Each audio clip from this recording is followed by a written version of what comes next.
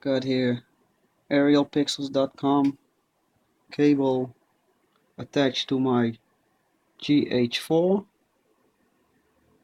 and a monitor, but it doesn't really seem to work, only when I pull the cable.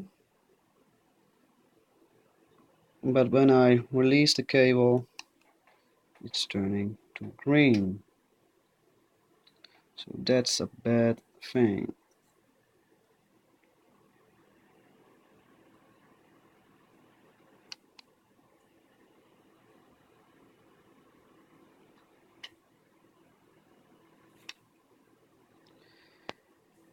Sometimes the image is flickering.